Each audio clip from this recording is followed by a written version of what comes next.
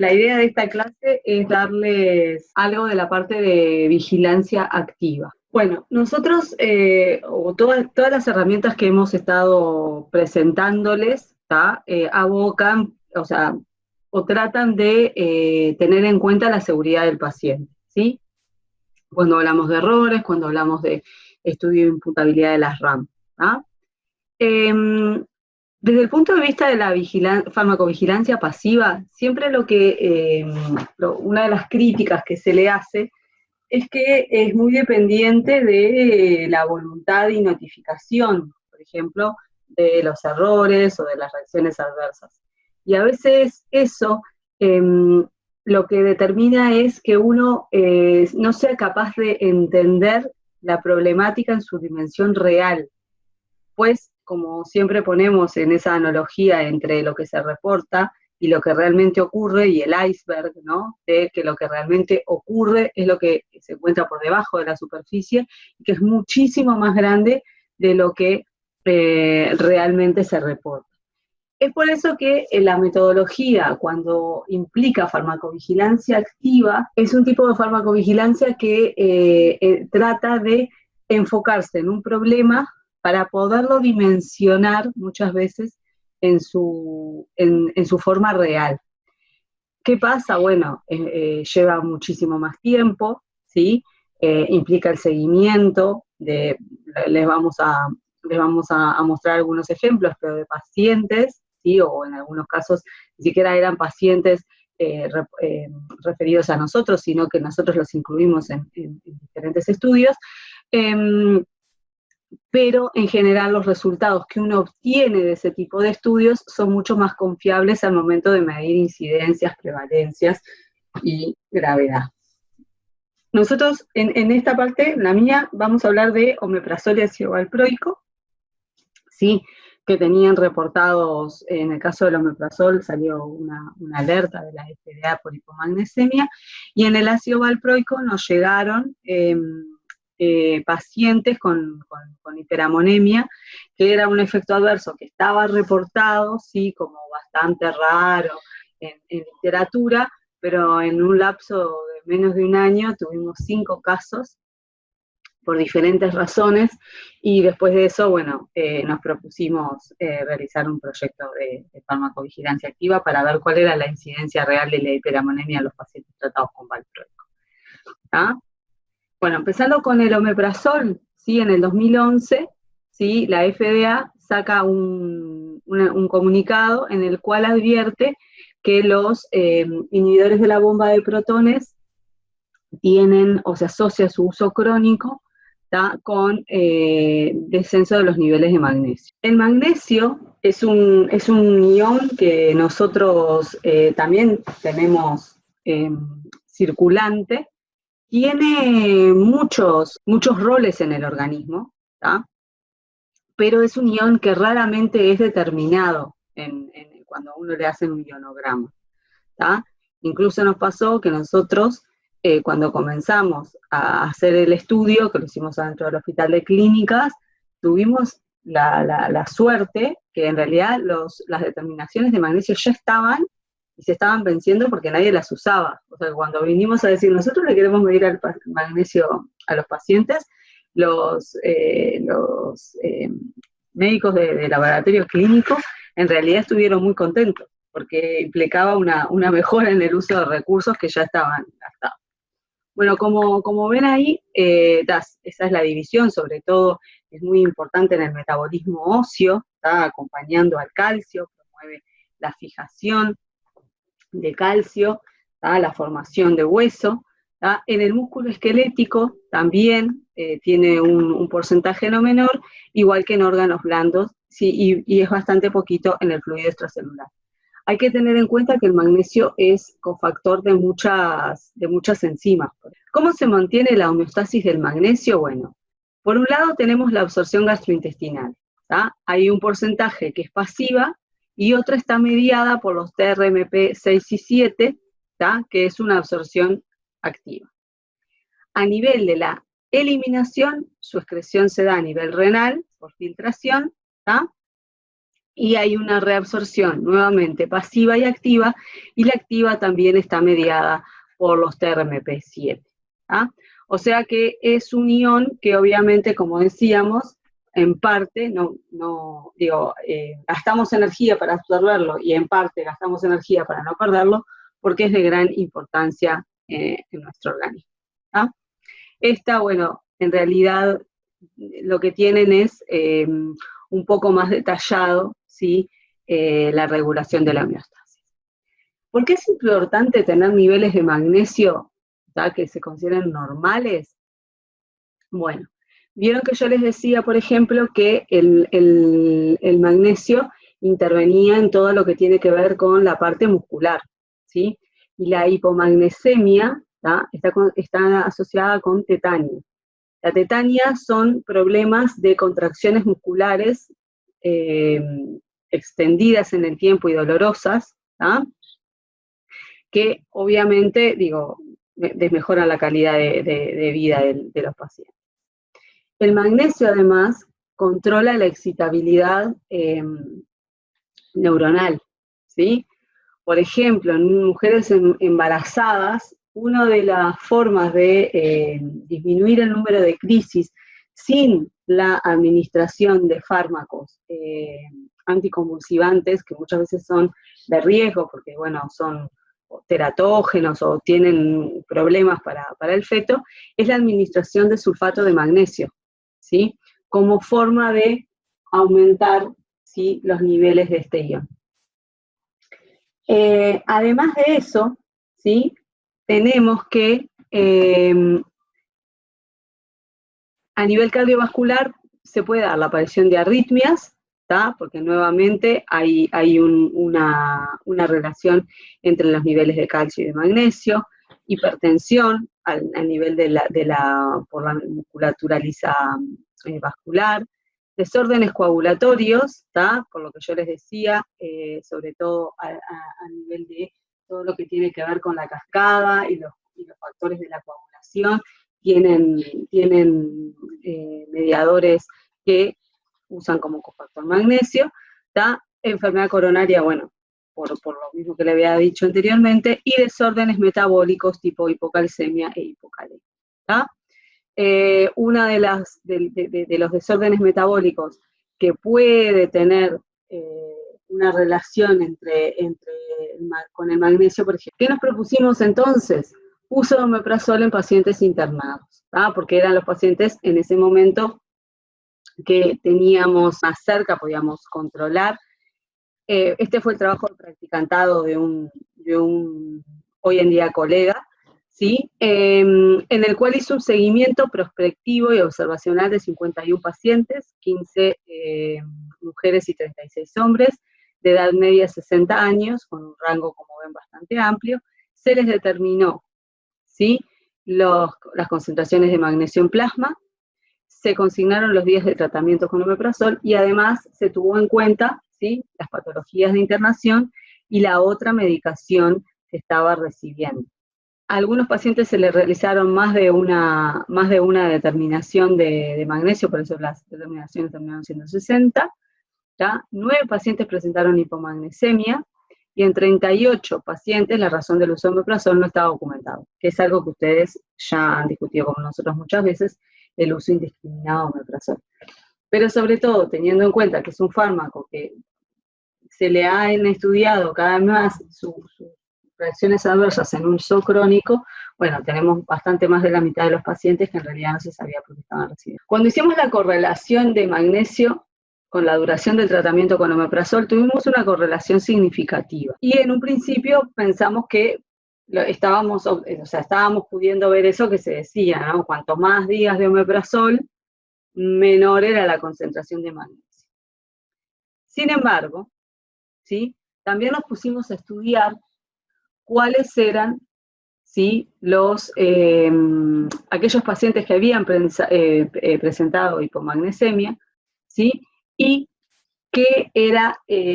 cuáles eran los fármacos que habían recibido, y si no cabía la posibilidad, ¿sí?, de que en realidad estuviéramos también viendo como una sinergia, o sea, algo que no correspondiera solamente al omeprazol, sino que hubiera otros fármacos que también pudieran determinar la aparición de la hipomagnesemia. ¿Tá? Entonces, la primera paciente en amarillo, ¿tá? Como ven, empezó con una hipomagnesemia. El magnesio tiene que estar por arriba de 1.6, ¿tá? Entonces, cuando comenzó estaba en 1.9, después pasa a 1.5 y 1.4. Esta era una paciente de dermatología internada por psoriasis, ¿tá? Y que tenía a su vez ciclosporina en su tratamiento, ¿tá? La ciclosporina, ¿tá? Que ustedes la vimos en farmacoterapia, lo que estamos haciendo en monitoreo, ¿tá? Ustedes saben que es un fármaco inmunosupresor cuyo efecto adverso más, no sé si más frecuente, pero es el que muchas veces está asociado con mayor control, es la nefrotoxicidad que produce, ¿tá? Entonces, dentro de esta nefrotoxicidad, ¿sí? Lo que tenemos es que se pueden dar depresión de iones como el magnesio. Entonces, en este caso, y la ciclosporina ha reportado que también puede llegar a producir hipomagnesemia. Entonces, en este caso, sí, probablemente la hipomagnesemia, porque además, obviamente, se detectó, fíjense que la primera se hizo 15 días después, ¿sí? La determinación del comienzo del fármaco, la otra 187 y 194, ¿tá? Probablemente ahí lo que estamos viendo es una sinergia entre dos fármacos que producen. La hipomagnesemia en ese caso es leve, ¿tá? Y en general muchas veces cuando la hipomagnesemia es leve, tratan de corregir con dosis de fármaco y en algunos casos, bueno, se da magnesio.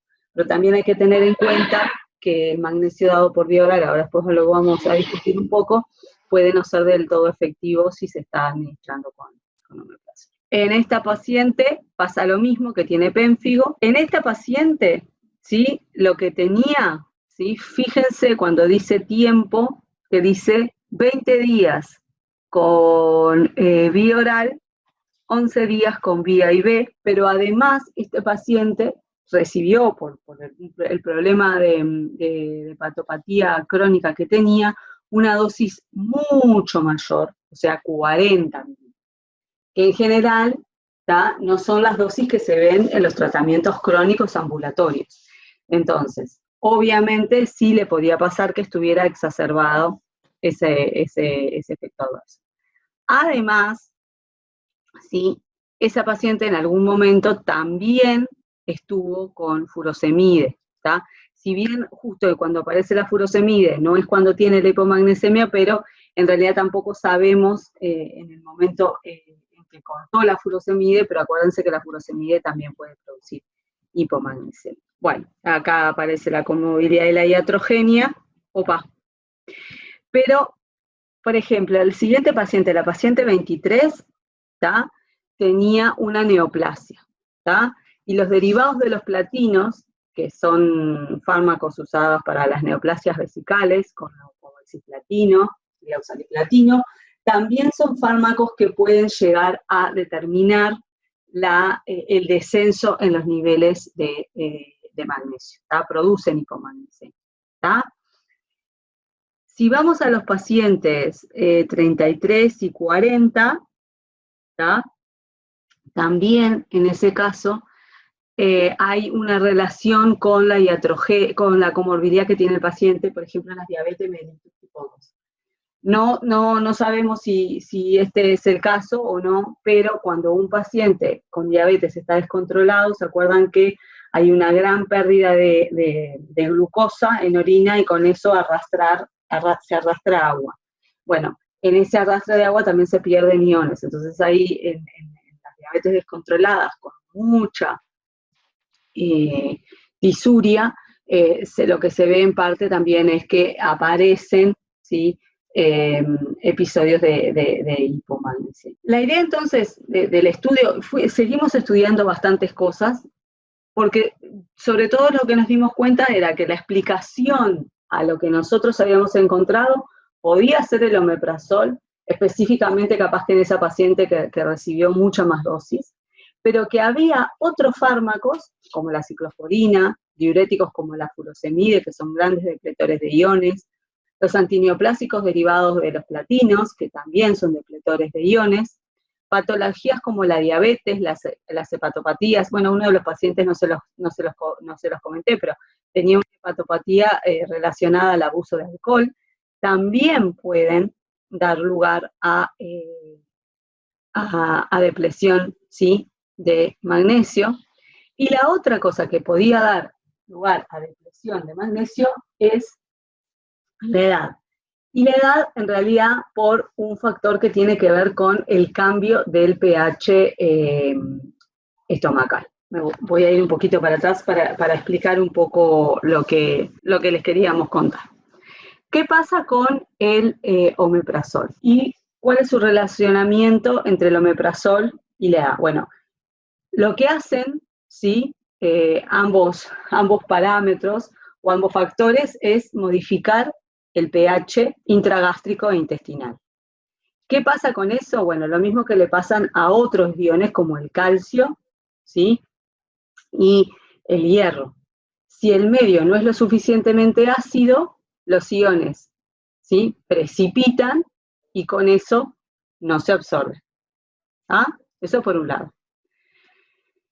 Pero a su vez, ¿tá?, en el caso, ¿sí?, del transporte activo, ¿sí?, que tiene el magnesio, ¿tá?, los transportadores activos, ¿sí?, que yo les dije que se encontraban a nivel intestinal, los TRMP, ¿tá?, tienen la particularidad de tener como un rango de pH para una funcionalidad óptima bastante estrecho, ¿sí? Entonces, una de las cosas que propusimos en el artículo que después se terminó publicando fue que ese pH al que trabajan, ¿sí?, los transportadores, ¿tá?, depende, ¿sí?, tanto de la secreción que viene por parte del estómago como las secreciones que vienen a través de vesícula. Y a su vez de las secreciones pancreáticas, ¿sí? ¿Qué pasa a nivel de las secreciones pancreáticas? ¿Sí? La bomba, ¿sí?, de protones que inhibe el omeprazol está, ¿sí?, relacionada a también el pH de la secreción pancreática. ¿Qué sucede entonces? El omeprazol, ¿sí?, termina inhibiendo las secreciones un tanto más básicas que se dan a nivel pancreático y por eso determina que el pH al cual están estos transportadores a nivel intestinal no sea el óptimo para la absorción de magnesio, ¿tá? Terminan estando a un pH, ¿sí?, un poco más ácido del habitual porque la secreción de bicarbonato se vio disminuida, ¿tá? Entonces, por ese lado, el omeprazol afectaría ambas cosas. Afectaría, por un lado, la parte de precipitación, porque vamos a decir, en una parte del intestino el magnesio está totalmente precipitado y no se absorbe, pero a su vez, a nivel de estos transportadores, no están actuando con su mejor actividad porque no están al pH óptimo que necesitan para poder actuar, ¿tá? La explicación de todo esto la encuentran en el paper no me acuerdo si está en la página, pero si no lo encuentran está libre online, ¿tá?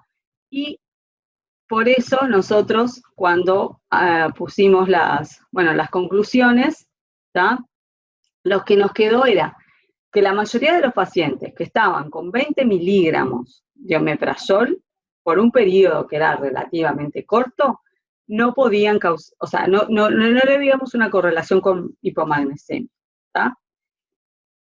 El problema era pacientes en tratamientos prolongados, que igual sabemos que son un problema, porque en realidad sabemos que los pacientes a veces están años con omeprazol, pero a su vez que a eso le podemos agregar otros fármacos, como la ciclosporina, los diuréticos, los derivados platínicos, que también causan depresión de magnesio.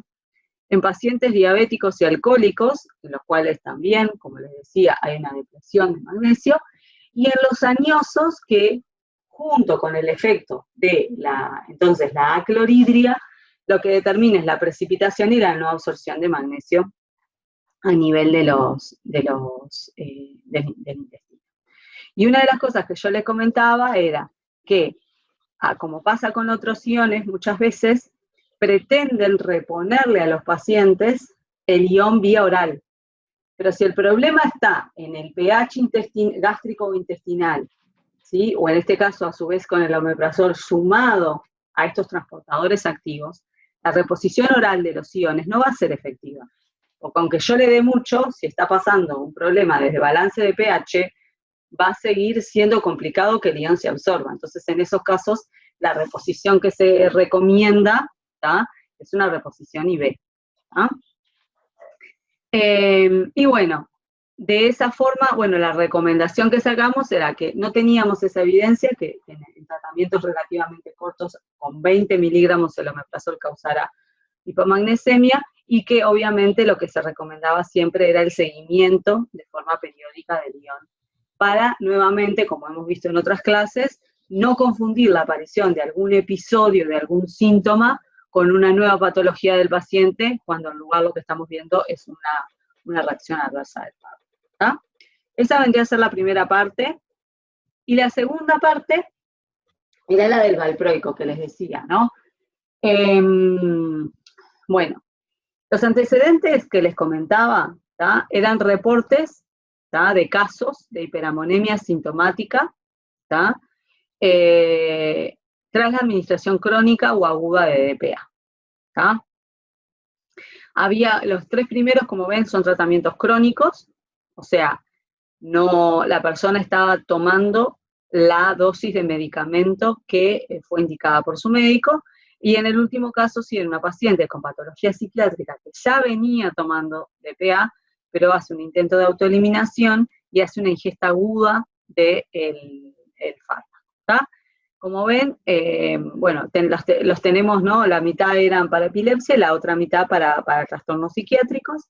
Si ven las concentraciones de DPA, ¿tá?, y las comparan con el rango que se considera poblacional entre 50 y 100, ¿tá?, solamente las concentraciones de más arriba, las del paciente 4, ¿tá?, son las que superan ese rango, y sin embargo, ¿tá?, si se fijan en la siguiente columna, que son los niveles de amonio, ¿tá?, teniendo en cuenta que el rango en microgramos por decilitro son de 19 a 82, ¿tá?, la mayoría de los pacientes comienza con niveles muy elevados de amonio que posteriormente van bajando en la medida que bajan las concentraciones, y en el caso de la paciente 12 es al revés, ¿no? O sea, le subieron la dosis, ¿tá?, le subió la concentración y con eso le subió la concentración de amonio. ¿tá? Entonces, eso es yo lo que les decía, supuestamente es una reacción adversa que es rara, ¿tá?, pero a nosotros nos pasó de llegarnos rápidamente, en muy pocos meses, 4 casos de este estilo, y entonces nos pusimos a ver, por un lado, la incidencia, que era parte de lo que nos interesaba, pero otra vez entender del todo el mecanismo. ¿Tá? ¿Por qué el amoníaco es neurotóxico? Bueno, el amoníaco es neurotóxico por varios mecanismos. Uno, porque al conjugarse con alfa-cetoglutarato se transforma en glutamato, que ustedes saben que es un neurotransmisor excitatorio, porque da la síntesis de glutamina, ¿tá?, que es una sustancia osmótica, activamente osmótica, y lo que determina es la retención, ¿sí?, de agua en el sistema nervioso, provoca edema astrocitario, y ese edema astrocitario provoca muchos trastornos, desde trastornos del humor, pero incluso también puede dar lugar a convulsiones, ¿tá? Y entonces nos propusimos, ¿sí?, realizar farmacovigilancia activa de tratamientos con ácido valproico para estudiar la incidencia y elucidar el mecanismo, ¿tá? Nuevamente la homeostasis del amonio ahora, ¿tá? La producción de amonio es por catabolismo proteico y su eliminación, ¿sí?, se da a nivel renal, pero digo, se forma, ¿sí?, urea, que se termina eliminando renalmente, la formación de urea a nivel hepático, ¿sí? Y las patologías hepáticas, las renales, la medicación, y nosotros en su momento nos planteamos la edad, podrían llegar a modificar la eliminación de amonio.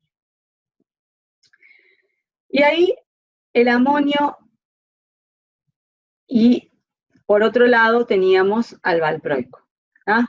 El valproico, si recuerdan, ¿tá?, es un ácido graso de cadena corta. Como todo ácido graso de cadena corta, ¿sí?, puede llegar a utilizar, ¿sí?, la entrada mediada por carnitina para llegar hasta la beta-oxidación, ¿tá? No es la única vía de eliminación, la principal es la glucuronidación, ¿sí?, pero entre la beta y la homeoxidación se terminan repartiendo como las otras dos grandes rutas o principales rutas metabólicas, ¿tá? Entonces, queríamos saber si la carnitina, que se utiliza como antídoto en las intoxicaciones agudas por valproico, ¿tá?, si el valproico llegaba a estar involucrado en algo que determinara que había menos biosíntesis o había mayor excreción o menos reabsorción. Y para eso, bueno, ver cuáles son los diferentes parámetros importantes para la carnitina. La carnitina es un aminoácido, ¿tá?, que no es esencial, tiene tanto biosíntesis exógena como endógena, tiene absorción mediada por los transportadores ECTN2, tanto a nivel intestinal como reabsorción renal a nivel, para evitar su pérdida a nivel renal por los ECTN2, pero a su vez la entrada a tejidos, ¿sí?, está mediada también por ECTN2. Sobre todo, por ejemplo, a hígado, a músculo, pero también, por ejemplo, al sistema nervioso central. Y una de las cosas que se utiliza a nivel mundial para saber si alguien tiene o no una depresión de carnitina es hacer el cociente, ¿tá?, entre los derivados acilados de la carnitina y la carnitina. ¿Cómo se obtienen los derivados acilados? Bueno, una vez que la carnitina ingresa al organismo, ¿tá?, ingresa a los tejidos, ¿tá?, es conjugada con diferentes derivados, acetil, propil, butil, ¿tá? Entonces, si el radio, ¿tá?, la relación entre las acilcarnitina-carnitina es bajo, ¿sí?, implica que hay mucha carnitina, obviamente, y poca acilcarnitina, o sea que no estamos frente a depresión de carnitina. Si el radio es muy alto, es que los derivados acilados son muchos y en realidad estoy frente a una depresión de carnitina. El punto de corte ahí es el 0,4. Bueno, ¿por qué es importante? Bueno, además de la beta-oxidación, que es lo que yo les comenté, ¿tá?, la carnitina mantiene la relación entre los derivados de coenzima A acilados y la coenzima A, y esta relación es muy importante para mantener el metabolismo intermedio, todo lo que tiene que ver no solamente con la beta-oxidación, sino con el ciclo de Krebs y con el ciclo de la urea, ¿tá? O sea que regula en muchos aspectos la parte metabólica también. Y a su vez, uno de sus derivados, la acetilcarnitina, que acá la ponemos más cortita como Alcar, ¿tá?, esta sustancia es la encargada de ceder el grupo acetilo en la formación de acetilcolina. O sea que la Alcar y la formación de acetilcolina están estrechamente ligadas y la depresión de Alcar puede determinar la disminución del neurotransmisor, ¿tá? Bueno, ¿cómo diseñamos nuestro experimento para saber cuál era la incidencia y los efectos adversos de este fármaco estaban subnotificados? Teníamos un grupo de pacientes epilépticos sin DPA. A esos pacientes les medimos carnitina, acetilcarnitina. En realidad les medimos todas las carnitinas habidas y por haber, pero la que después terminamos siguiendo fue la acetilcarnitina y el amonio. Un paciente de grupo B, epilépticos y con trastorno bipolar que estaban con DPA. A ellos les medimos las concentraciones de DPA, la carnitina, la acetilcarnitina y el amonio. Y como nuevamente la edad es una de las cosas que no sabíamos si no podía llegar a tener modificada, ¿sí?, los niveles de carnitina, ¿tá?, incluimos un grupo de pacientes mayores de 65 años que no estuvieran medicados con DPA, ¿tá?, y que no tuvieran patologías renales ni hepáticas, porque eran unas de las que modificaban la liberación de amonio. Y a ellos les medimos carnitina, acetilcarnitina y amonio. Cuando estudiamos los resultados de los pacientes con DPA, encontramos algo, obviamente, que veíamos venir, ¿no? Que la concentración plasmática de DPA, cuanto esta aumentaba, aumentaban las concentraciones también séricas de amonio, ¿está? Una de las cosas que acá no la marqué, pero ténganlo presente, ¿se acuerdan que yo les dije que teníamos un rango de hiperamonemia, ¿tá?, que era hasta los 94, vamos a suponer un 100, ¿tá? El rango terapéutico del valproico es entre 50 y 100. Y si hacen el ejercicio de ver cuántos son los pacientes con hiperamonemia, o sea, que tienen, ¿sí?, niveles mayores a 100, hay una cantidad de pacientes ahí que aún estando en el rango que se considera, ¿no?, eficaz y seguro, tienen presencia de hiperamonemia, ¿tá? Entonces, fue una de las cosas que nos dio la pauta de que, si bien en la mayoría de los casos, ¿sí?, se asocia la hiperamonemia a situaciones de intoxicación, hay muchos pacientes que pueden estar tratados de forma crónica con valproico y presentar niveles de amonio más elevados de los que se consideran saludables, ¿tá? Cuando vimos qué pasaba con los niveles de carnitina en función de las concentraciones de amonio, obtuvimos una correlación significativa a la baja, ¿tá? ¿Eso qué quiere decir? Que, bueno, cuanto más alta es la concentración de valproico, más baja es la concentración de carnitina. O sea que el fármaco, en parte, lo que hace es depletar a este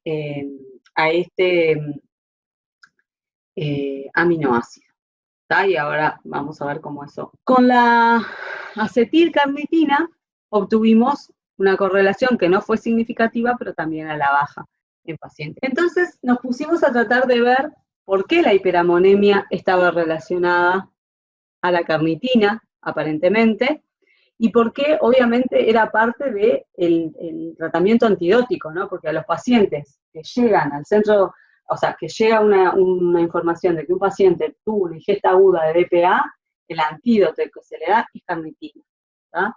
Y se le da en base de saber o paliar los efectos adversos, sobre todo hepáticos del valproico. Entonces, una de las cosas que ya se sabía era eso que yo les decía, que el ácido valproico usa, ¿tá?, y forma valproicarnitina él para poder ingresar a el hígado y poder metabolizarse por beta oxidación. Entonces, en parte es usar la carnitina, o sea, es que no haya carnitina libre. Por ese lado estaríamos bajando la disponibilidad de carnitina. Por otro lado, está estudiado que tanto la valproicarnitina como el valproico inhiben a los transportadores de octénedos renales. Y acuérdense que los octénedos a nivel del riñón lo que hacían era reabsorber carnitina. Yo les decía, es un aminoácido el cual nuevamente el organismo no quiere perder en grandes cantidades, o sea que a nivel renal lo reabsorbe en la medida que esté libre, ¿tá? Y tanto el valproico como su derivado de carnitina inhiben esta reabsorción. Y por otro lado, ¿sí? Una de las cosas que también todavía no está muy clara si es el valproico directamente o algunos de sus metabolitos, que son capaces de inhibir la butirobetaína hidroxilasa, que es la última enzima que está relacionada con la síntesis de carnitina endógena. Acuérdense que en parte nosotros la carnitina la podemos consumir, para consumir carnes rojas, por ejemplo, pero la otra cosa que siempre tenemos de soporte, piensa nada más, por ejemplo, los vegetarianos que no tienen por qué tener déficit de carnitina, y es porque somos capaces de biosintetizarlo, porque no es un aminoácido. Entonces, en realidad, por estos tres mecanismos, ¿sí? El valproico puede llegar a determinar pérdida de carnitina. ¿Qué le pasa al valproico y al resto del organismo, o al resto de los ácidos grasos? Bueno, les baja la beta-oxidación, ¿está? En general baja la beta-oxidación, porque hay menos carnitina, por lo que les acabo de explicar. En el caso del valproico, si hay menos carnitina, implica que el valproico pasa de tener una ruta por beta-oxidación a adoptar la ruta de la omega-oxidación, ¿tá? Y en la ruta de la omega-oxidación, como hemos discutido en otras asignaturas, lo que tenemos es, voy a explicar la otra parte. Beta-oxidación, entonces, para el valproico implica un cambio en su ruta metabólica hacia 4E. Para el resto de los ácidos grasos que no se pueden metabolizar, lo que implica es que entonces el organismo va a tener menos disponibilidad de acetil-CoA, que es el producto de la beta-oxidación, ¿tá? Eso implica, en parte, uno de los trastornos más asociados y que se cuida mucho en niños, que es el aumento de peso y de los lípidos circulantes, porque hay una disminución de la beta-oxidación con los tratamientos crónicos con valproico, ¿ah? Así que esa relación se ve clarita acá. ¿Qué pasa con estas dos cosas que les mencioné y el ciclo de la urea? Bueno, el 4-en-DPA es capaz de inhibir la primera enzima, la carbamidilfosfato sintetasa 1 del ciclo de la urea, ¿está? O sea que por ese lado tendríamos el ciclo de la urea, que era la principal vía de eliminación del amonio, frenado. Pero a su vez, el tener bajos niveles de acetil-CoA implica, ¿tá?, que no puedo sintetizar N-acetilglutamato, que si lo ven está a la derecha. El N-acetilglutamato es regulador alostérico positivo de la carbamidilfosfato sintetasa. O sea, que si yo no lo puedo sintetizar, lo que tengo es que tengo una menor regulación positiva. O sea, en ese caso la regulación alostérica está disminuida. Entonces, por ambos mecanismos que se sinergizan, lo que tengo es que los niveles, ¿sí?, de amonio aumentan porque el ciclo de la urea está frenado, ¿tá? Este es otro esquemita, pero es lo mismo, ¿tá? Si hay disminución del acetil-CoA, N-acetilglutamato disminuido y por lo tanto regulación alostérica positiva no está. Y por otro lado, si aumenta el 4-en-DPA, hay por la mayor omega-oxidación, entonces también hay una inhibición y hay un mayor aumento de amonio. Y por la otra cosa que nos quedaba era ver la edad. O sea, si con la edad se veían depleciones de carnitina, por ejemplo, y había aumentos de niveles de amonio. En este caso, con la edad, lo primero que hicimos es ver edad en función de amonio, y nos dio nuevamente una correlación positiva y significativa. Y cuando hicimos las correlaciones con carnitina y acetilcarnitina, obtuvimos estos resultados. Entonces, aparentemente, por lo que se veía acá, ¿qué es lo que está sucediendo? Y bueno, no hay una depleción de carnitina. Pero si no hay una depleción de carnitina, ¿por qué hay una depleción de acetilcarnitina, no? Porque supuestamente la acetilcarnitina tiene como base la carnitina.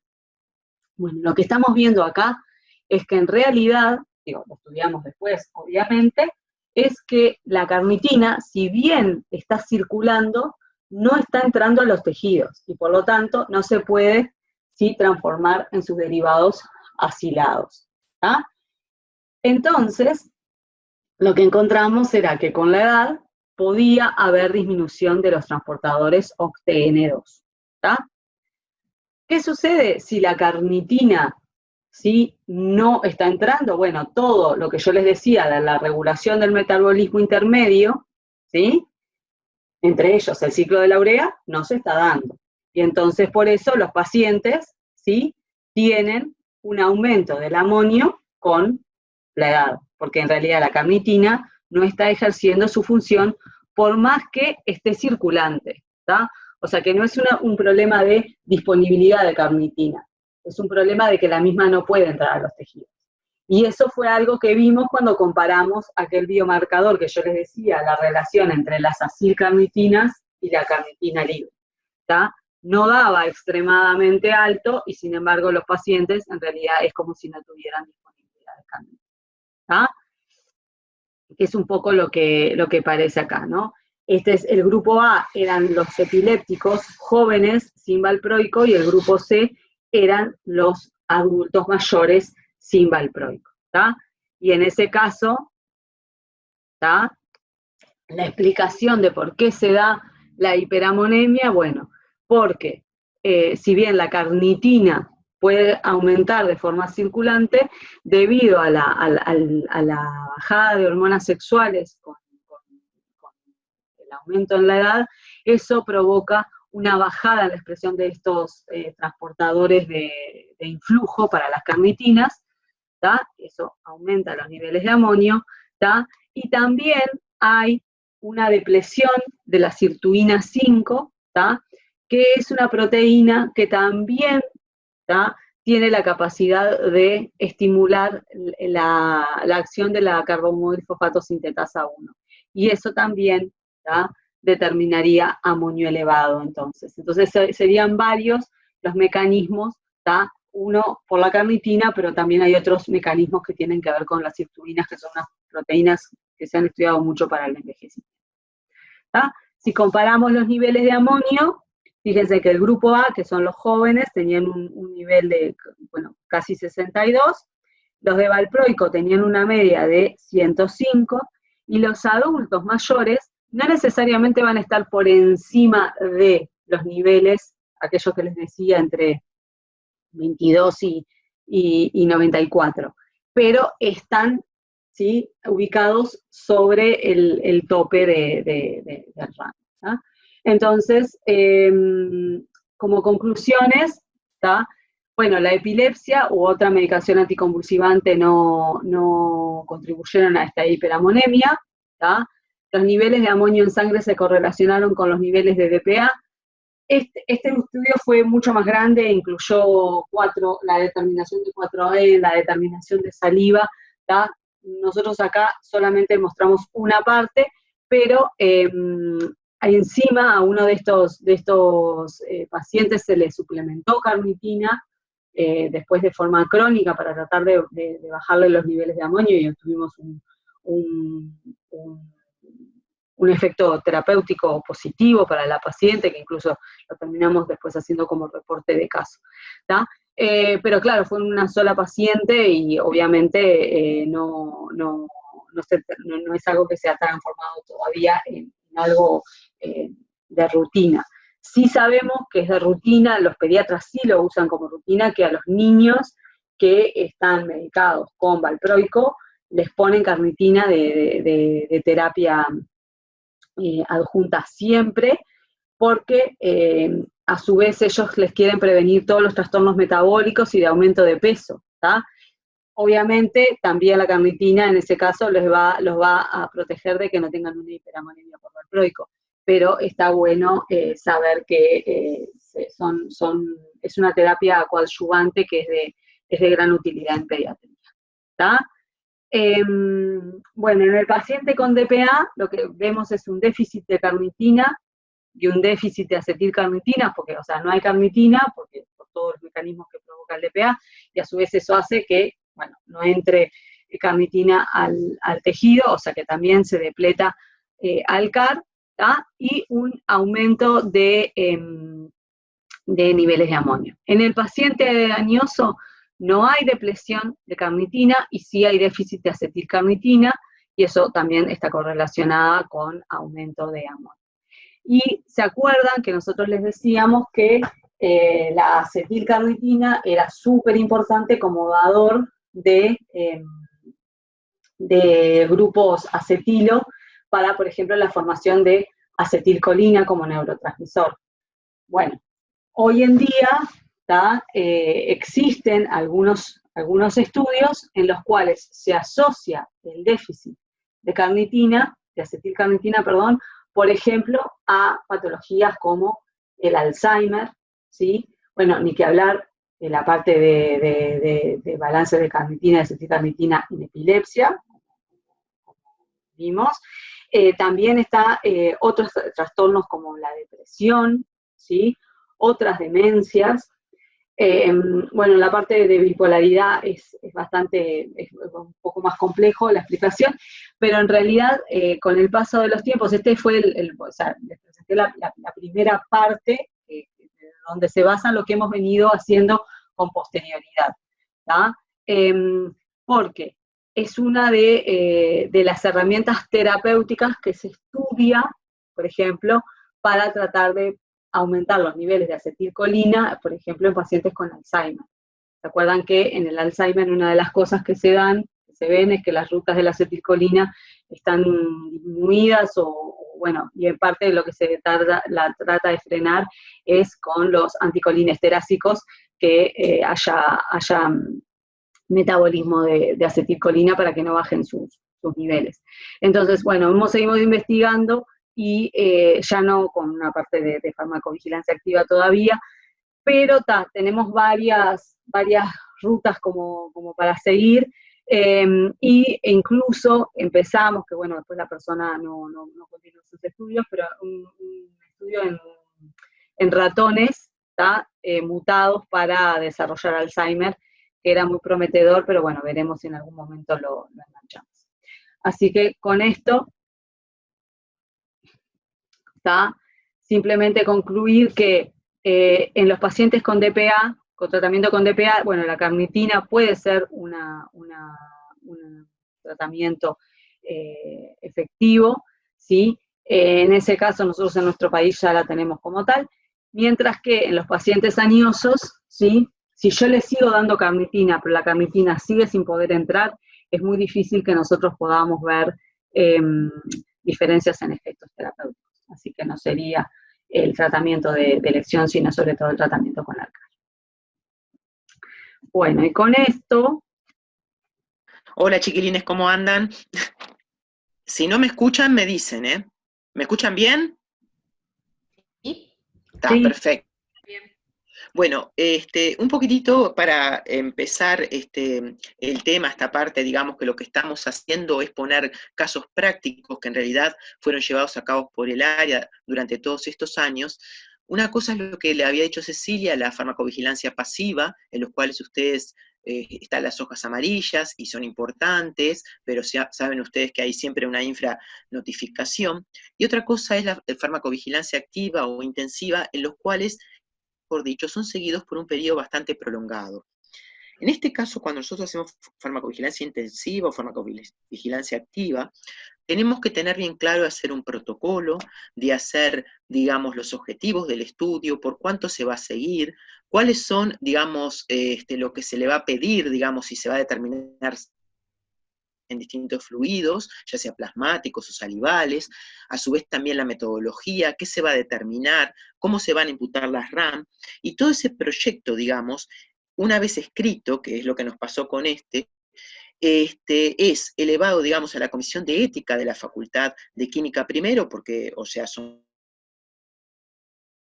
Facultad de Química, los docentes de la Facultad de Química, y a su vez también al Ministerio.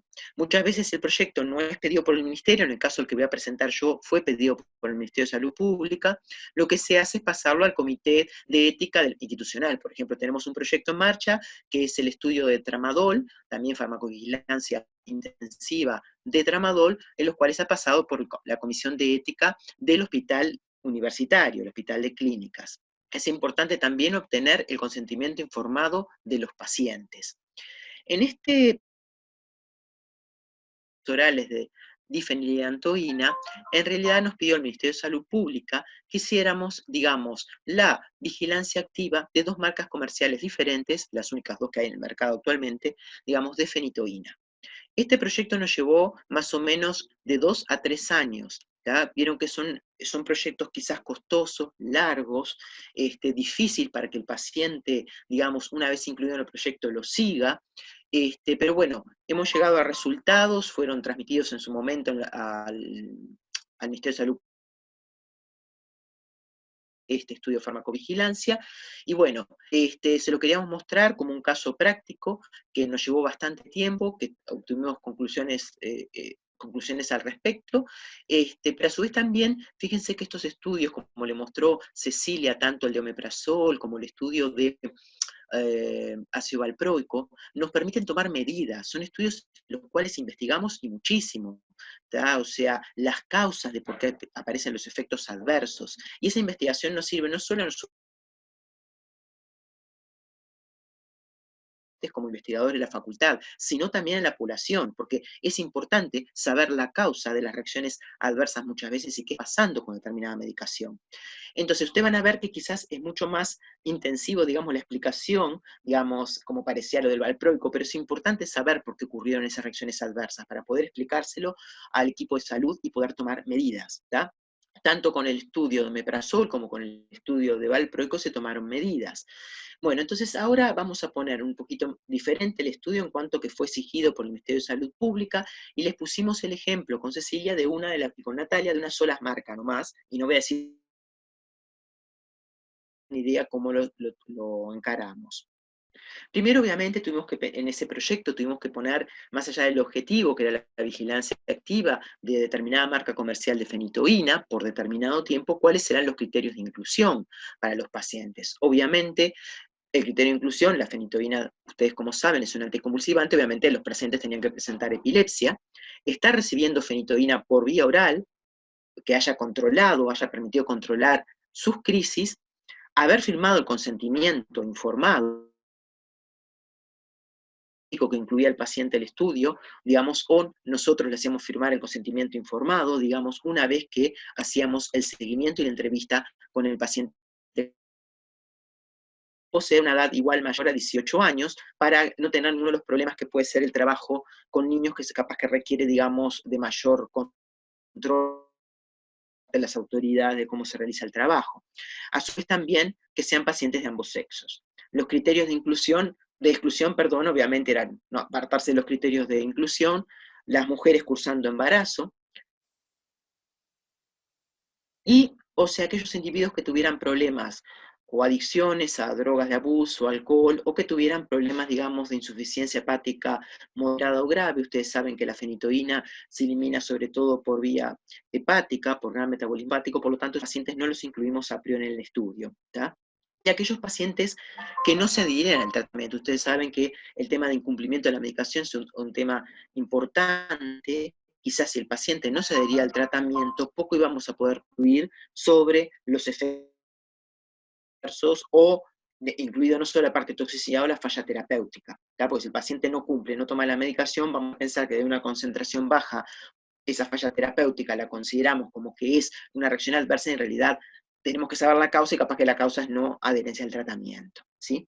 Igual a una de las cosas no estuvimos de acuerdo, se lo digo personalmente para variar, que los criterios de exclusión un poco el Ministerio de Salud Pública nos exigió que pusiéramos algunos, como las mujeres cursando embarazo. Y en realidad cuando se hace una farmacovigilancia activa, ¿tá? Se ve la realidad, ¿tá? Es una foto de la realidad del paciente. Y si la mujer está embarazada y está tomando no veíamos por qué no le podíamos hacer durante el periodo de embarazo también una vigilancia activa. Me parece un criterio ridículo de exclusión, pero bueno, ustedes saben cómo son las cosas. Lo mismo personas que estuvieran tomando alcohol o drogas de abuso, si estaban tomando fenitoína, que muchos la toman, perdón, no veo por qué no podían estar participando en este estudio. Obviamente también se pone dentro de los criterios y dentro del proyecto que el paciente es libre de retirarse del estudio cuando él lo desea y tiene todo su derecho. Más aún también farmacéuticos, sino que había un médico responsable de los distintos estudios al paciente, ya sea de la paraclínica, ya sea en este caso de electroencefalograma que había que realizar a los pacientes, pero si el investigador médico cree que no es conveniente la permanencia del paciente en el estudio, obviamente lo saca. ¿Ya? Entonces, teníamos una fase clínica, ¿tá? Que es el diseño experimental, y así aparece en el proyecto, ¿tá? Es que el paciente, después de transcurrido 15 días con la misma posología, iba hacia la unidad de monitoreo de medicamentos y se le hacía una extracción o dos de sangre, y después el paciente se seguía con muestras salivales, digamos, en el periodo de administración de la fenitoína. O sea, si se administraba cada 12 horas, bueno, se tomaban en esas 12 horas primeras concentraciones, muestras salivales de fenitoína, y nosotros le dábamos las horas de muestreo al paciente, y eso lo hacía en forma domiciliaria. Eso era para poder determinar los parámetros farmacocinéticos, porque solo de una predosis sabemos que tenemos mucho desvío si queremos determinar algún parámetro farmacocinético. Entonces aquí vamos a tener curvas salivales del paciente. Durante el primer año le exigíamos solo una curva salival, el paciente se tenía que ir a sacar cada 3 meses muestras de sangre y saliva a curva salival, ¿sí? Y el paciente después iba cada 3 meses, y en el segundo año de seguimiento se hacía una siguiente curva. Entonces, ¿qué se pretendía? ¿Cuál era el tratamiento o el análisis farmacocinético que íbamos a realizar a los pacientes? Bueno, a nivel de las curvas salivales, ¿tá? Se iban a graficar concentración en función del tiempo, y se iba a ver el área bajo la curva de 0 a tau, o sea, tau que es el intervalo de administración, o sea, de 0 a 12 horas, ¿tá? Y esa iba a ser el área bajo la curva en estado estacionario, pero de muestras salivales. La concentración media de estado estacionario, que es el área bajo la curva sobre tau. Si va a ver la Cmax y la Cmínima, las dos en estado estacionario, pico-valle, ¿ya? Que eso es importante, digamos, para determinar, digamos, si la fluctuación pico-valle es importante o no en estado estacionario, ¿ya? Las áreas bajo la curva se estimaron por el método de los trapecios, ¿ya? Hasta tau, que era el último tiempo de concentración salivable cuantificable. ¿Cuáles fueron las características demográficas de los pacientes con esta marca comercial que les vamos a poner en particular hoy como ejemplo? Había sujetos, en realidad fueron 33 los que fueron incluidos. Nosotros en el proyecto habíamos puesto que se iban a poner o incluir como mínimo 30 pacientes. Había 15 hombres y 18 mujeres, o sea que estaba bastante proporcional, digamos, el número de hombres y mujeres. La edad más o menos era de 42, 50 años, acá tienen el rango de edad, la edad media, y el peso más o menos era bastante similar entre hombres y mujeres. Esto no fue que fue lo que dio, la media de peso, ¿no? Fíjense que tenemos obesos también, ¿no? Dentro de la población. ¿Qué pasa con la dosis de fenitoína? Bueno, la dosis, digamos, y los parámetros farmacocinéticos que incluimos, bueno, acá tenemos, estas son las dosis, digamos, media de fenitoína. Esta es la concentración plasmática a predosis, la concentración salival a predosis, ¿ya? Fíjense, más o menos de 7,4 estamos hablando miligramos por litro a 0,7 miligramos por litro, ¿ya? Acá, pudiendo hacer la relación saliva-plasma, esto nos da una idea de la unión a proteínas plasmáticas. Fíjense que la relación saliva-plasma nos dio de 10,9, 11, %, ¿sí? Entonces, queremos decir en estos pacientes que el 89% unión a proteínas plasmáticas media fue de 89%, ¿tá? Que coincide bastante con la bibliografía. Usted sabe que la bibliografía de la unión a proteínas plasmáticas, plasmática de fenitoína está referenciada entre 80 y 90%. El nivel de albúmina de todos estos pacientes fue normal. También un dato de la paraclínica que se le exigía. Ustedes saben,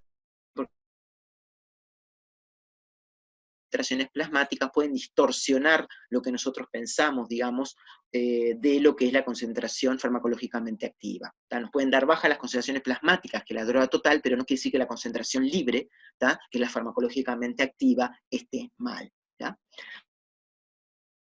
concentración salival media. O sea que podemos decir que en esta primera instancia, cuando hicimos en todos los pacientes, en esas instancias que venían los pacientes a sacarse muestra predosis tanto de saliva como plasma, la relación saliva-plasma nos daba una idea de la fracción libre y por lo tanto pudimos sacar la unión a proteínas plasmáticas, que no había diferencia con lo referenciado en la bibliografía. Nosotros hicimos, digamos, una vez obtenido, digamos, el mayor dato de los pacientes, hicimos los perfiles de concentración salival versus tiempo, ¿tá? Fíjense, esta es la primera, digamos, curva, ¿tá? Que es, digamos, una curva media, digamos, con los pacientes, ¿tá? Esto fue en 29 sujetos que pudieron hacer la curva salival, ¿tá? Y después el perfil de la concentración salival, ¿tá? En 9 sujetos, la curva, ¿sí? Algunos por problemas, digamos, de no haber entendido, otros problemas de extraer la segunda curva, otros por problemas de que se retiraron del estudio, pero 9 sí completaron todas las instancias en el segundo año. Acá están los niveles salivales de fenitoína en pacientes que realizaron la primera y segunda curva. Fíjense que no, esto es de la primera curva, o sea, durante el primer año, ¿tá? Y esto es de la segunda curva durante el segundo año, ¿tá? Fíjense que no hay diferencias significativas entre la primera y la segunda curva. Salival, tampoco dosis entre el primer año y segundo año significativamente diferentes. Una cosa que hay que ver es que si ustedes se fijan acá, van a ver picos, digamos, ¿tá? Como secundarios en las distintas curvas, ¿tá? Estos picos secundarios, después de la administración, ¿tá? Lo que nos pone en evidencia, ustedes saben cuando aparece una curva, digamos, de concentración versus tiempo, segundos picos, después del pico de absorción importante, nos está indicando, digamos, una reentrada de fármaco otra vez al organismo. Y esto es lo que se conoce, digamos, como los procesos de recirculación. ¿Qué pasa con la fenitoína? Puede acumularse en los órganos del aparato digestivo y después va hacia la luz intestinal y ahí puede otra vez reingresar al torrente circulatorio, ¿tá? O sea que vuelve al intestino y vuelve a reentrar la fenitoína, ¿tá? Obviamente esto porque se ve favorecido. Una de las cosas importantes a tener en cuenta es que la fenitoína es un fármaco inductor, ¿tá? Pero también de transportadores de flujo. Ustedes se acuerdan que esto se lo hemos dado durante muchas clases, que los transportadores de flujo no solo se encuentran a nivel intestinal, sino también se encuentran a nivel del canalículo biliar, ¿tá? Que lo que hace es sacar, digamos, cualquier fármaco, cualquier sustrato hacia la bilis y puede otra vez entrar otra vez al intestino. También se encuentra a nivel de la barrera hematoencefálica, etc. En este caso me voy a centrar justamente a nivel de esos 3 lugares. Entonces, ¿qué pasa? La fenitoína induce, ¿tá? Esos transportadores de flujo, ¿tá? A nivel del canalículo biliar también, ¿tá? Entonces esto va a acelerar la molécula de fenitoína desde el hepatocito. Ustedes saben que la fenitoína prácticamente se metaboliza, pero a nivel hepático, no intestinal, porque se metaboliza sobre todo por estas dos isoenzimas, la CYP12-9 y la CYP12-19, que se encuentran a nivel hepático, ¿tá? Pero no intestinal prácticamente. Entonces, ¿cuál es la salida? O sea, sale la fenitoína del hepatocito, ¿tá? Y la desvía ¿hacia dónde? Hacia la parte intestinal, ¿tá? Y ahí prácticamente no hay enzimas que la metabolicen. Y ahí está otra a la circulación sistémica. Eso explicaría un poco, digamos, digamos la recirculación, digamos, enteropática de la fenitoína. ¿Me están siguiendo? Hablen. Sí. O se me durmieron, que no les veo las caras ahora, ¿eh? Sí, se entiende. ¿Se entiende? Bueno, perfecto, porque ahí va, voy a poner alguna cara acá, porque así las veo, porque algunos me tapan la cara. Entonces, otra de las cosas que se observó, ya que teníamos hombres y mujeres, era ver si el sexo influía, digamos, en las concentraciones de fenitoína en saliva. Miren que estas son curvas salivales, como les aclaré hoy, ¿tá? Entonces, fíjense acá que sí, no hubo diferencia significativa porque eso lo hicimos, pero las curvas salivales en las mujeres eran más altas las concentraciones, fíjense acá, que es la de rojo, que en los hombres, ¿sí? Diferencias significativas, ¿tá? Bueno, a su vez también, le voy a poner acá, La oscilación, fíjense acá que esta curva de la mujer tiene menos oscilación pico-valle, fíjense que está como más aplanada, ¿verdad? En la del hombre parece como más picuda, ¿sí? Todos los piquitos acá parecen un... Eso lo sacamos por la oscilación pico-valle, ¿se acuerdan que le dijimos que se calculaba, ¿tá? De lo que es el análisis farmacocinético? Entonces, fíjense que la mujer dio una oscilación pico-valle de 10,8 por mucho más alta oscilación pico-valle, que lo veían en las gráficas mismo, esa gran oscilación pico-valle que tenían los hombres. ¿Tá? ¿Y esto cómo se explica? Bueno, o cómo se puede explicar. Ustedes saben que hay diferencia entre el sexo, obviamente, en lo que es el vaciamiento gástrico, ¿sí? Y también en la sobreexpresión de transportadores. Por ejemplo, el vaciamiento gástrico es mucho más lento en la mujer que en el hombre. Entonces, va alargando como de a poquito la fenitoína a lo que es la parte intestinal, ¿tá? Y a su vez las mujeres presentan mucho mayor sobreexpresión de transportadores que los hombres, en comparación con los hombres, a todo nivel, ¿tá? Y eso podría ser una causa del perfil de concentraciones menos oscilantes entre el hombre y la mujer.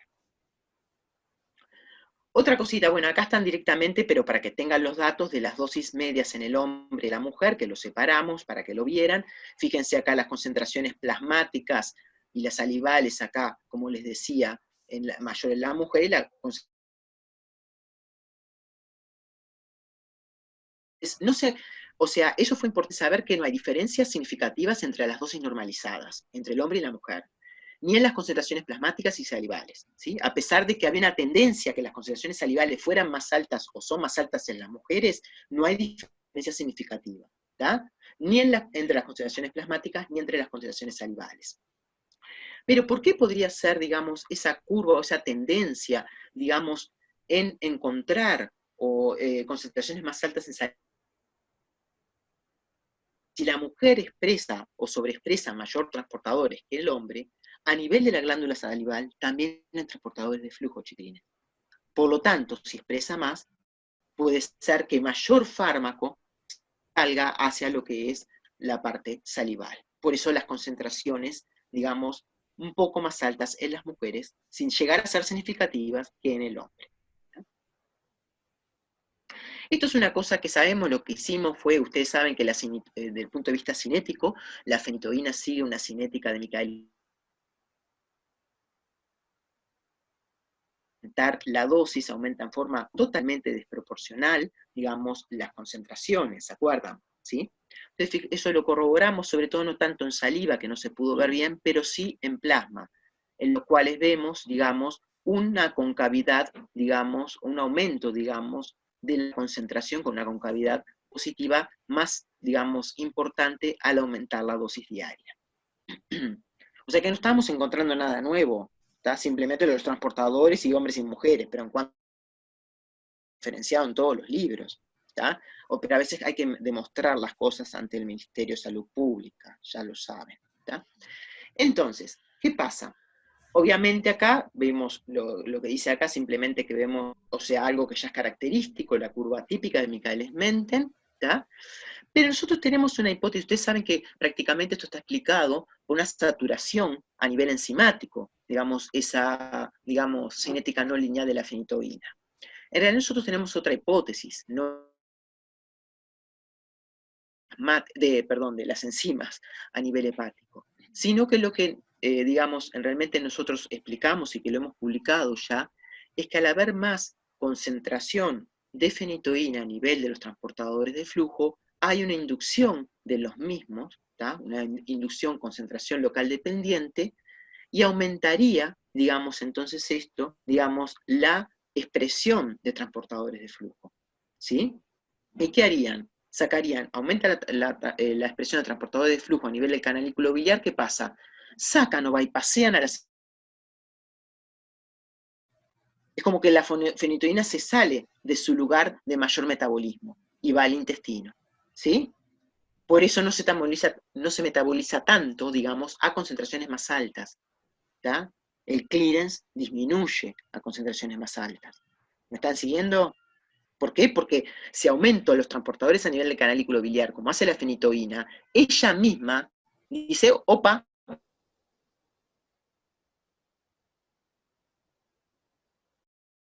enzima del hígado a nivel del enterocito, porque no hay esas isoenzimas. ¿Sí? ¿Entienden? ¿Les quedó claro? Bueno.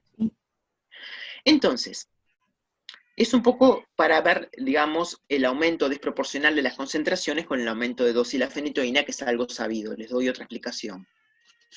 Esto después lo tuvimos que hacer también para presentar dentro del informe final al ministerio, que eran los eventos adversos que podían tener los pacientes y la imputabilidad, que también la hicimos. Fíjense que, bueno, yo acá les voy a mostrar algunas nomás porque son tablas bastante más largas y no les voy a mostrar de todos los pacientes. Fíjense que acá está un paciente con todas las fechas en que participó, digamos, y que pudo tener efectos adversos o no. Acá está la RAM si la tuvo y acá si tenía crisis o no. Pero me voy a detener en algunos pacientes, sobre todo en aquellos pacientes que estaban tomando ácido valproico acá, fíjense, y en aquellos pacientes que tuvieron obviamente RAMS, y en aquellos pacientes que tuvieron crisis convulsivas y concentraciones de fenitoína altas. ¿Da? ¿Por qué? Porque ustedes se acuerdan que siempre le hemos dicho que las altas concentraciones de fenitoína, ¿sí?, a nivel de nuestro organismo, pueden producir crisis convulsivas también. ¿Y eso a qué se puede deber?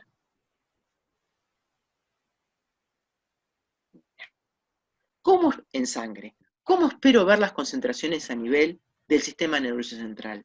¿Altas o bajas? Me estoy preguntando.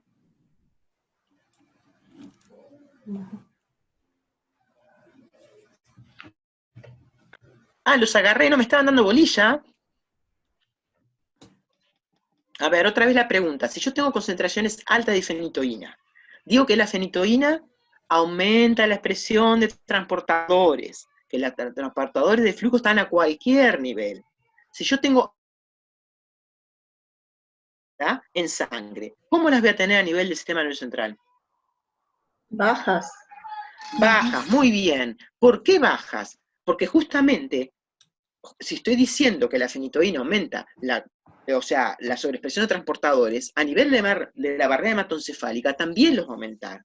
Entonces, ¿qué va a pasar? Ella misma se saca del sitio de acción. ¿Me entienden?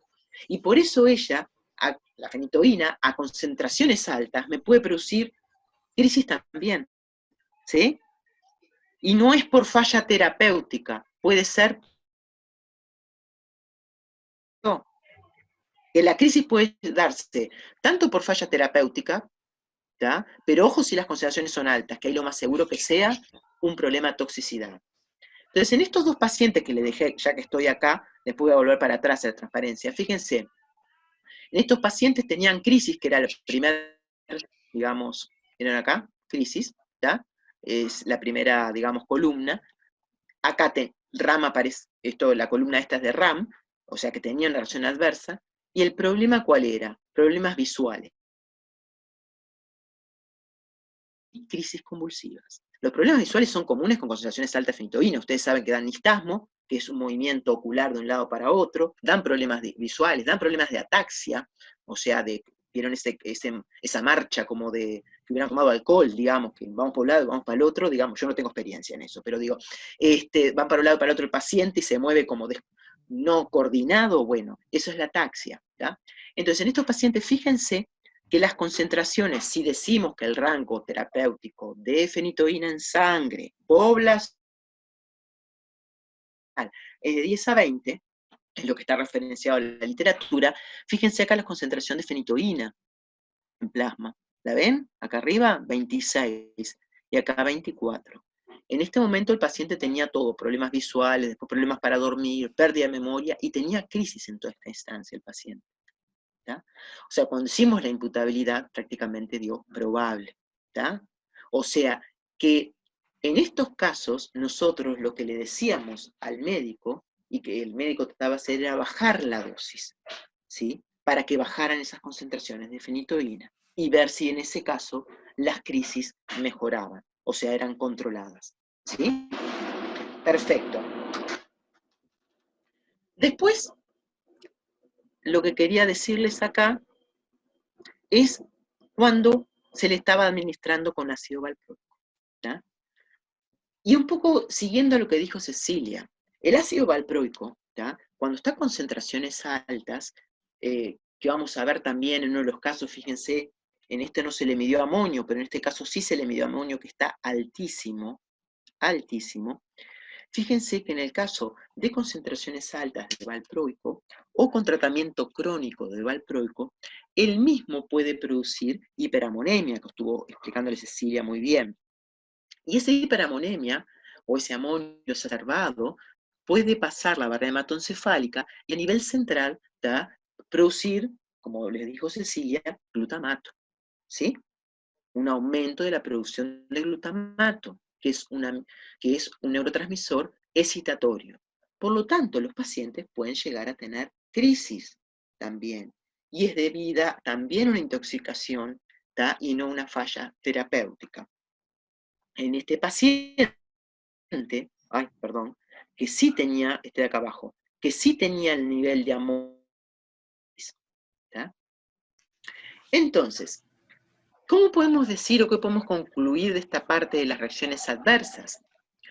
Estas reacciones adversas, en realidad, en muchos casos, las reacciones adversas se deben a digamos, son inherentes al tratamiento crónico de fenitoína. Por ejemplo, la hiperplasia gingival es muy común en el tratamiento crónico de fenitoína, y sin embargo lo que le dicen los médicos es que se lave muy bien, digamos, se cepille muy bien las encías para que sangren un poco y se le vaya esa hiperplasia gingival, y quizás no amerite hacer un cambio de dosis.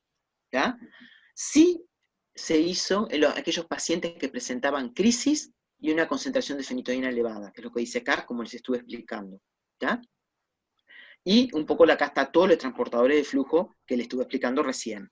¿Tá? Lo pueden leer, no me bostece, Sabri, lo pueden leer, ¿tá? Y ver un poquitito, pero fue lo que les nombré recién. Amoníaco. ¿Tá? Acá le puse el amoníaco por el valproico, ¿no?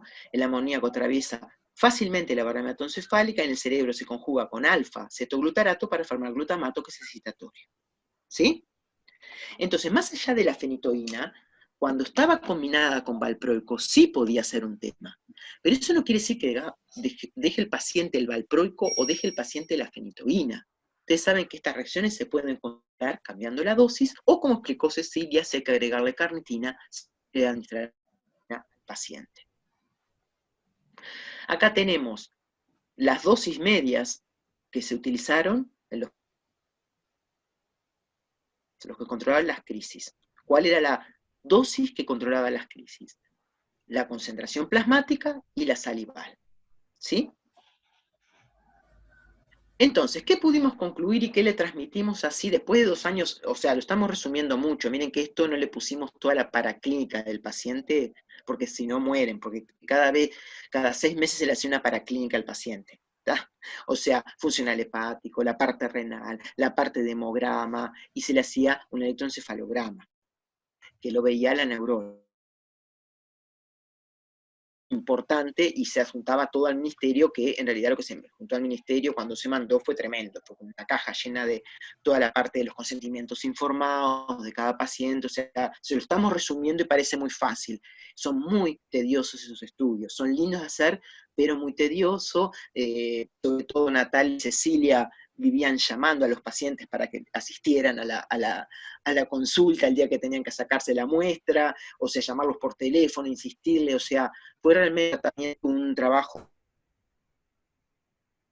Entonces, las conclusiones a lo que quería llegar al ministerio y al laboratorio, bueno, por suerte salió todo bien, bueno, pero la fenitoína era como un fármaco, si no salía bien con la fenitoína nos queremos matar, ¿no? Porque digo, ya está, ha sido más tanto. Bueno, que la formulación oral de fenitoína, que eran comprimidos recubiertos de 100 miligramos, que fue la que utilizamos, tiene un comportamiento uniforme, que el aumento de dosis provocó un aumento desproporcional de las concentraciones plasmáticas, eso es la cinética común de Michaelis-Menten, y nada más que eso. No hay diferencias significativas entre ambos sexos, que es importante saberlo, ¿tá? Sí, que tomara la fenitoína la mujer o el hombre producir diferencias en las concentraciones. También la presencia de picos secundarios en las curvas salivales ya pone en evidencia algo que se sabe de fenitoína, que son los procesos de recirculación. Las reacciones adversas no ameritaron, digamos, una intervención importante en la mayoría de los casos, y en resumen podemos decir que dosis medias de 4 miligramos kilo lograron concentraciones efectivas y seguras de fentoína, que fue a lo que concluyó nuestro estudio. ¿Tá? Esto era simplemente para dar una idea de un fármaco tan usado, que se conoce mucho su farmacocinética, cómo se fue haciendo.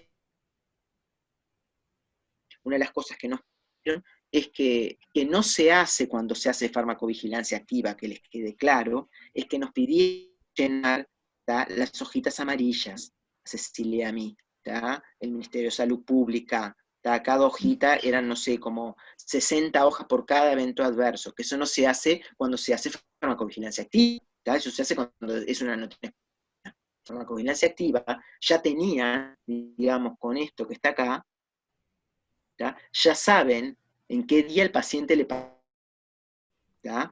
Pero bueno, llenamos esas hojas, que me acuerdo que fue un fin de año con Cecilia, por eso lo tengo bien presente, fue el 30 de diciembre de un año, hace poquito, ¿tá?, y tuvimos que llenar todas las hojas porque si no, no le aceptaban al laboratorio, digamos, el proyecto. ¿Tá?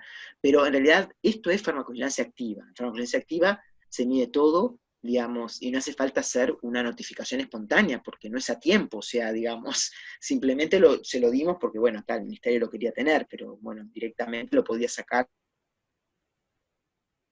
enorme, que ahí está muy simplificada, que era hojas y hojas y hojas de todos los pacientes cada día. ¿Tá? Y acá está 2016, 2013, digamos, o sea, nos llevó bastante tiempo realizar este estudio. No sé si tienen alguna pregunta, chiquilines y chiquilinas. ¿Algún paciente, Marta, dejó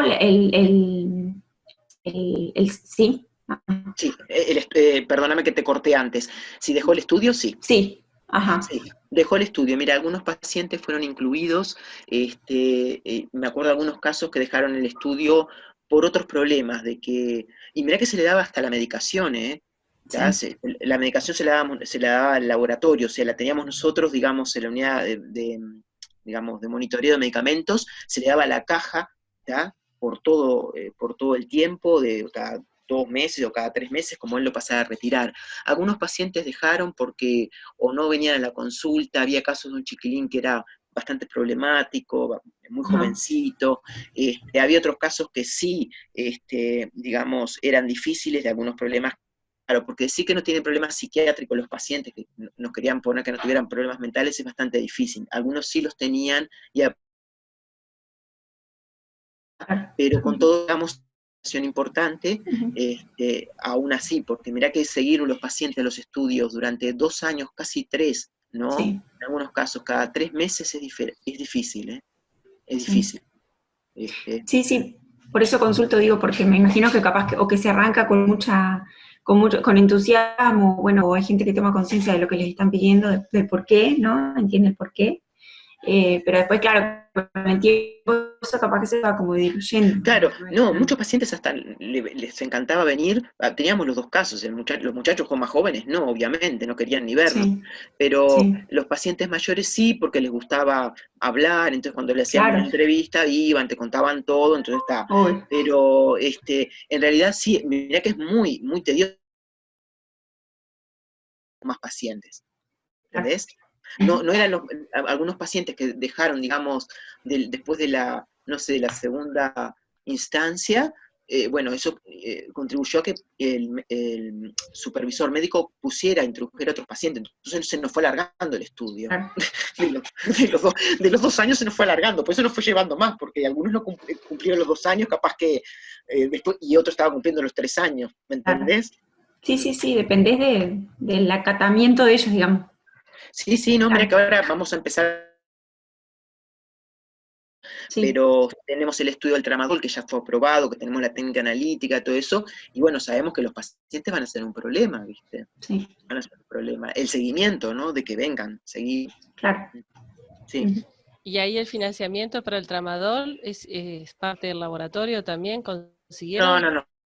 Esto lo pidió el Ministerio de Salud Pública. El del tramadol es parte de las tesis nuestras y lo vamos a bancar, digamos, con el presupuesto del área o con presupuesto de la dedicación total. El de la fenitoína sí fue un laboratorio. Fue un laboratorio porque lo exigió el Ministerio de Salud Pública. O sea, esto sí, es lo una exigió. marca. Sí, o sea, el Ministerio de Salud Pública, no les voy a contar el cuento porque me van a enojar, pero no con ustedes, ¿no? Pero el cuento empezó por cuando salió el decreto de bioequivalencia y biodisponibilidad y salió la lista prioritaria. Entonces, como la fenitoína estaba dentro de la lista que se tenía que hacer bioequivalencia, los laboratorios fueron a hacer corrillo en el Ministerio de Salud Pública y se logró que no hicieran estudio de equivalencia, entonces se le exigió al Ministerio una farmacovigilancia activa. Por eso nos llamaron a nosotros. Y Marta, ¿a vos te parece que sería bueno que en cada hospital tuviera farmacovigilancia activa, un departamento? Sí. Digo, porque en el día a día de lo que yo hago y que veo en los hospitales, qué alejado está de esto que realmente va a lo que nos formamos, Claro. ¿no? Pasamos con muchas cosas importantes, ¿no? Con la parte de gestión y papeles, etcétera, y proveer, pero veo esto y digo, qué bárbaro, qué No, mirá que es divino. difícil. Nosotros tenemos 2 proyectos. Uno todavía no empezó, que es la quetiapina, que la haremos para el año que viene, porque 2 proyectos a la vez de este estilo son muy difíciles de llevar a cabo. Y lo que hicimos fue contactarnos, siempre tenés que tener a los médicos que estén apoyándote y sobre todo por los criterios de inclusión. Es importante, ellos están en contacto del paciente y entre los criterios de inclusión del paciente tiene que estar el médico. Y yo prefiero que lo incluya el médico, porque lo conoce, si el paciente se adhiere al tratamiento, lo conoce más a fondo. ¿tá? Entonces, que él incluya y que esté al lado nuestro, sí, por eso el de tramadol lo vamos a hacer con la policlínica del dolor del hospital de clínicas. ¿tá? Barato, porque tenés que tener una persona siguiendo a los pacientes, ¿no? O sea, más allá que en esto nosotros medimos concentraciones también, pero si no midieras concentraciones, en el omeprazol, digamos, medías los iones, ¿no? El magnesio, pero si no midieras concentraciones, tenés que tener una persona y un equipo. Entonces, está bueno que quizás hagan pruebas piloto, capaz que no tan largas, de un año, en los cuales ustedes pueden poner un proyecto, ¿tá? Junto con los médicos y ver cómo lo podrían hacer. ¿Me entienden? Sí que necesiten mucha plata. ¿Sí? No midiendo concentraciones, sino siguiendo al paciente. Ustedes pueden aprovechar cada vez que el paciente, hablando con una clínica, va a la clínica, ¿sí? A tener la entrevista con el médico. ¿sí? Entonces bien. ahí pueden aprovechar. Gracias. En este caso va a estar complicado porque no creo que ningún paciente ambulatorio vaya a ningún servicio asistencial ahora, ¿no? Pero digo, si estuviera normal en algún momento, esperamos que sí, dentro de poco, el país, ¿no? Está bien.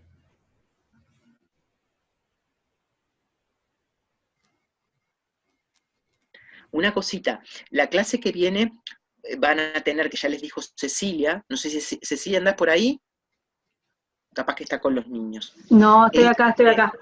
Pero silencio el teléfono, la computadora por eso, porque a veces no puede salir algún grito, alguna cosa.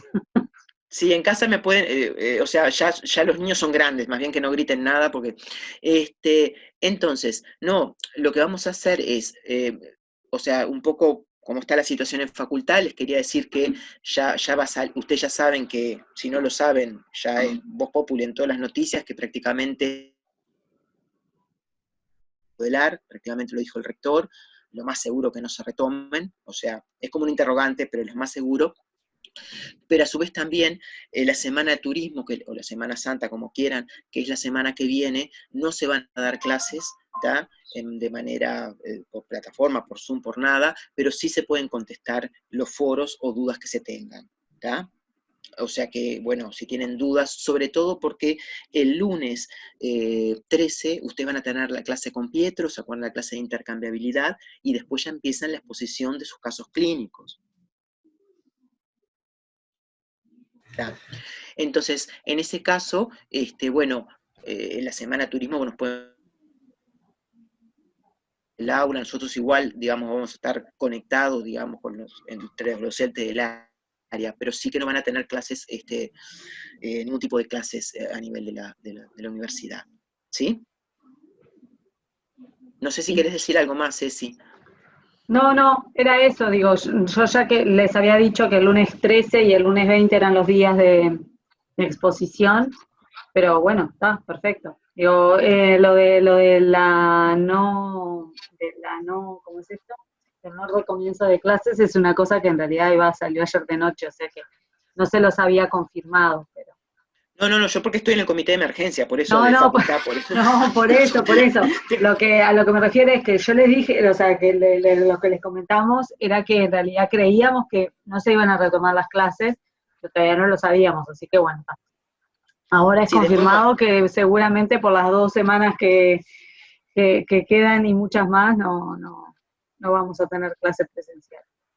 Claro, igual aún así con Cecilia estamos viendo, ustedes, por más que se retomaran las clases en mayo, ustedes hay un trabajo que nosotros no se lo podemos permitir que hagan, que es el contacto con pacientes, que era la segunda parte de este curso. Primero porque cuando se retome, si se retoma, no se va, o sea, no vamos a exponer a los estudiantes al contacto con pacientes, ni mucho menos, ¿no? Entonces vamos a ver un poco, y lo podemos decir también con ustedes, en el caso que sea necesario, cómo hacemos la segunda parte del curso de atención farmacéutica, ¿no? Porque no voy a poner yendo al hospital a entrevistar a pacientes, y menos hospitalizado, digamos, o sea que, bueno, esa era la parte experimental que tenían, que lo lamentamos mucho, pero vemos cómo podemos hacer para que no les quede el curso colgado, o bueno, si se puede, si ustedes prefieren pasarlo, eso lo decimos entre todos, como ustedes después decidan pasarlo más adelante para ver si en el segundo semestre se puede, pero en el primer semestre no creo que se vaya a poder entrevistar a ningún paciente. Y sobre todo la política de geriatría, que en un lugar no creo que estén, o sea, se va a tratar de evitar en geriatría que vayan pacientes ambulatorios, obviamente, ¿no?